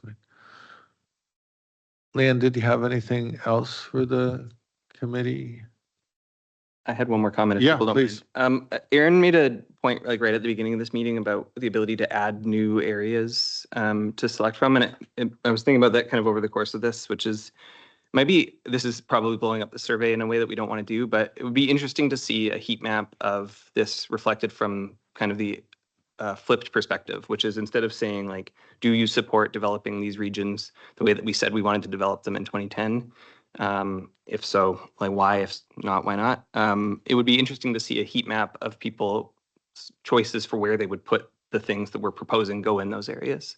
So for instance, if Mike, you didn't like 10-story buildings along like whatever corridor, you could not pick those places for 10-story buildings, but there might be a place where you'd be like, actually 10-story buildings would be fine there. I think it would be really interesting to see the community's response to, like, I would like to see retail in this area, or I'd like to see restaurants in this area, instead of it being like a neighborhood village is kind of a concept I have to wrap a whole bunch of things up in. And it might include some things that I like and some things that I don't. Those are, yeah, great comments. And the questions offer the opportunity to add pins where you want to see things. And we could probably see if we can elaborate on that a little bit within with the constraints. I mean, our social pinpoint and our mapping software, like we have certain, I guess, tools that we can use. So we'll try our best to make sure we can make that happen. Yeah, just if I could kind of sum up a comment from my experience anyway, and perhaps the rest of councils, when we're talking about height and particularly density that feeds into it, yes, our reality has changed in the past year with the new housing legislation coming in. But the hardest thing to accommodate for density is densifying an area that's already settled. Right. So that's the hardest thing, because you have the impact of the neighborhood that's concerned legitimately about all kinds of things, whether it's a sun shadow or parking or congestion or traffic or all of those things. The Eagle Creek that went in by us, that was supposed to be a Home Depot, and that was a proposal before council at one time. They turned it down, and thankfully, they instead of Home Depot, we got an Eagle Creek. But there may be some areas in View Royal which the impact of the height for the neighborhood wouldn't be as extreme as in other areas. for instance, out on the strip, where there might, not be as much opposition to increased density and stories really there. The Colwood Strip or out past 6 Mile and across the bridge and that just kind of before the casino. So there may be areas of town that are within the next spectrum of time be more accommodating towards height and mixed use as far as whatever the heck we wanted to go there, rather than areas that are already settled that, that thing is definitely going to shadow out or what have you. So that would be part of, that I'd be looking to get back from the public is where they would like some of that density to go. The challenge I've got in my mind is density for density's sake around the corridors where we've already increased the density for the entire neighborhood with the new legislation. It's a bit challenging for me right now. The neighborhood centers, I think there's some deserts that we could pay attention to, and or the village centers or whatever we want to call them. Like the Chilco area is kind of a desert right now for anything that could, you can't pick up a pop or, a 7-Eleven even up there would go very well. And it's not that I don't think council has tried in the past to do it, that sometimes you reserve space for things and they become other things as opposed to adding benefit to the community. But thank you all for your participation this evening. I think staff benefited from it. I benefit from talking to my neighbors about these things all the time. Sometimes I don't initiate the conversation either. Just when I'm walking my dog, people have a lot of questions for me. So if there's nothing else, Leanne, we don't know exactly when the next meeting will be, but likely a month's time anyway. Yeah, we'll have to get back to the advisory committee, but we'll give you a couple of weeks notice of when that next date will be. And I just want to put another plug in for upcoming engagement week. So that's going to start March 8th to running that week. So on March 8th, we have a workshop / open house at the Victoria Scottish Cultural Community Centre from 10 to 2, from 10:30 to noon. It's an actual workshop. So we'll do some small group discussions and we'll be workshopping some of the questions out of the survey. And then there'll be an open house where the public will be able to provide input as well. And then we're going to have another open house at Town Hall on Thursday. No, pardon me. Tuesday. No, what date is it? I can't. So many dates to remember. Wednesday, March 12th from 5 to 8 p.m. And then we'll have virtual workshops because we know that sometimes it's really hard for people to come out in person. So we're going to have a couple of virtual workshops on Thursday, March 13th from 12 to 1:30 so people can join us on their lunch breaks. And then we'll have an evening one from 7 to 8:30. So hopefully we'll get a lot of participation in those. So please spread the word. And then we would like to launch this survey by the end of next week. So after your comments, council staff will be working very hard, very hard tomorrow, going through all the comments and revising the drafts, and we'll bring it forward to council on March 4th. So it's going to be a really quick turnaround, and we're hoping that we can launch it towards the end of next week. So it'll coincide with our open houses and we'll have it available and things like that. Perfect. And we've got a business mixer for those people that are also involved in the business world on the 9th, is it, of March? Oh, thank you, Mayor Tobias. Yes. Also on Thursday, March 6th, we have a business mixer. So small, local business owners in the community are invited out to this business mixer at the Victoria Community Cultural Centre. And it's going to be mix and mingle, but also we're going to do an hour-long workshop where it'll be 30 minutes of small group discussions. We have 3 questions that we want to ask to get feedback, and then we'll do a report back to the big group, and then we'll just socialize, network for the remaining half hour. So it's going to be a very exciting evening as well.